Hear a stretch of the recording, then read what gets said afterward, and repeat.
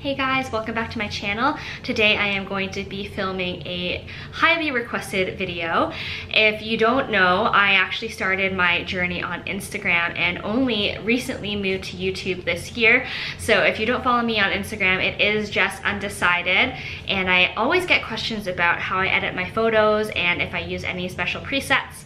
So we're gonna explore that today. I'm gonna show you how I get from this photo to this photo. All on my phone, by the way. All right, so first things first is I always import my photo into Lightroom. So I am going to open up the app. So I already put the photo that I'm gonna edit into the app, and this is what it's gonna look like. So this is the original photo, nothing has been touched. Usually what I do first is I will crop it just so that I know what it's gonna look like in the end in terms of like the perspective. So it's 4x5 that I use to get my portraits on Instagram. My camera shoots bigger than that, so that's why I always have to crop it. So now this is what it's going to look like on my Instagram. I want to make sure that it is straight, so I usually choose a like middle part. So I'm using the kind of the planter behind me, and that's going to be my horizontal mark, and I just want to make sure that's not cutting anything off. So next I am going to go into the light section, and that will give me the exposure, contrast, highlights, and shadows, and all that jazz. I used to like my photos really bright, so I used to kick it up a lot, but I'm actually going to just bring it up maybe to 0.2, 0.3, maybe 0.3. It's saying 0.33 right now. That looks good to me. And I'm gonna see how the contrast goes. Each editing process is slightly different just depending on how the photo was taken and what it looks like when I open it up. But this is probably like my most common steps. So next I'm gonna bring down the highlights.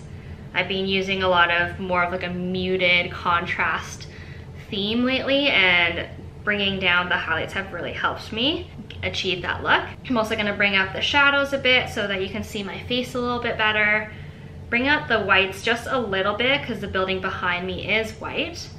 So I wanna bring that out, bring down the black so that my hair isn't too overexposed. So the next step I think is the most important when editing your photos is playing with the color balance. I like to bring down my yellows a lot, but in this photo, as you can see, there's going to be a lot of yellow leaves. My scarf's a camel color, so we have to be careful on that. So I'm gonna select the yellow color, bring down the saturation just as much as possible. So I'm bringing it all down to see how it affects the photo first. So it is too much, so I'm probably gonna bring it back down into the middle desaturation, so desaturated by 50 points. I like my yellows to be more on the orangey warm tones instead of the green, so I'm gonna bring it down to a -18. Maybe play with the luminance, see what it affects, so you can see the leaves on the ground are being brightened or darkened. So I do like them brightened a little bit, so I brought them up to 47. Next, I am going to play with the oranges. I have a very orange undertone, so oranges is where my skin tone is affected the most. I am going to play with the saturation to see what happens. I probably will keep it very, very similar to the 0 mark. So I'm only gonna bring the oranges up to +2 because there's not much going on. I'm gonna add a little bit luminance to my face, so it brightens it up a little bit. The reds, so I play with all the colors to see what happens really. The reds I'm gonna bring up a little bit so that I have like a little flushing in my cheeks and in my lips. Greens I'm gonna bring down so that mutes the planter behind me. And then maybe bring down the luminance too. Aquas, I just bring down. That desaturates the windows behind me. You can see when I bring it up, you can see the little green there. I'm gonna bring it down, that green in the window is gone. And it doesn't affect anything else in the photo because that's really only where that color lives in this picture. Blues, I'm wearing blue jeans, but the blue in this photo is still too saturated for me. So I'm gonna bring it down, probably to 48. 48 looks good. Bring it a little bit more to the green side, to hue -10. maybe brighten them up just a tad because the rest of my body has been brightened. And let's play with the blue, purples. Nothing really happens there. Pinks probably will affect the brick underneath, but not really. All right, so that is how I play with color. I do each tone at a time, and I really bring it up and down depending on the actual photo itself and what colors I'm wearing in there. So the next step is actually going to be the sharpening tool. So I go into detail and I bring up the sharpening, usually around 70s, 80s. I only bring it to 100 if the photo's really, really blurry, but if I go like way into the red zone, you can see that it gets almost pixelated and doesn't look real. So I will bring it back down to a 70. Another trick that I like in Lightroom is using the selective tool.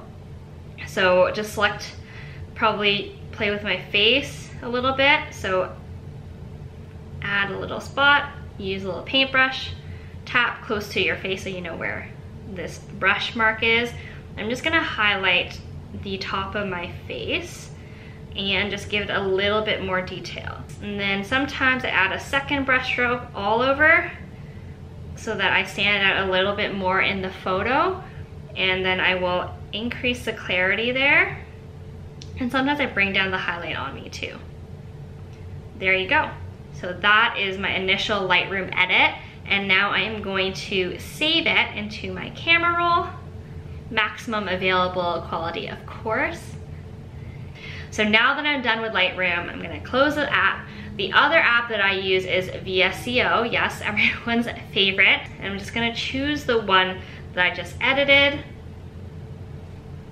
and open up the edits. I have favorited M5. I try to stick with one of the filters now, even though I pay for all of them. I should probably stop my subscription to all the filters since I only use one now. So I use M5. M5 is the filter of my choice because it's fall, it's brown tones, warm tones. I usually only bring it up to between a 3 to 4 unless the photo is like, just like not moody enough, then I'll use a lot. Like that is way too much for me, like that's really brown. I still like my photos to look like there's almost no filter or almost no editing to it. The only reason why I use Lightroom and Vdeo so that my feed is somewhat organized and somewhat in the same like tone and aesthetic. So let's bring this back down to 3.7. Let's do that. It's a little bit more on the warmer tone than I normally would do, but I think it really works for fall and with these colors right now. So I'm gonna sharpen it here too because Vdeo does bring down the quality of your photo a bit. And then I am going to lower the highlights because M5 does bring out the highlights a bit. So I'm gonna bring them back down. And then skin tone, I used to play with it a lot, but not anymore. See, like if I move it up, I turn pretty yellow, move it down, I turn a little bit pink. Maybe I'll do a -0.2. Just showing you this so that you know the different tools I use sometimes. Don't use it for this photo probably, but just to show you. Grain, I usually use like a 0.7 just to give it a little bit more depth in the photo and give it a little bit of that vintage feel. I also use HSL sometimes. It's another color tweaking tool that's not in Lightroom. So if you don't have Lightroom, just have Vdeo, you can do it here too. It's just a little bit less accurate. It's a little bit more dramatic changes than it is in Lightroom. So probably play with the yellow a little bit. See, if I bring it down, the photo gets really desaturated, unlike what Lightroom was doing. Lightroom's a little bit more sophisticated that way. Maybe I'll actually bring up the yellow a little bit and bring the hue down to a little more pink. All right, so this is my final photo, and I'm just gonna hit save, and you can see it change on the screen. And then I am going to save the camera roll, actual size, and I'm just gonna show you one last tip that I use. And the last app that you see on my screen here is that's what I call it. I don't know if it's UNUM. I don't know how to pronounce it, but that's the app.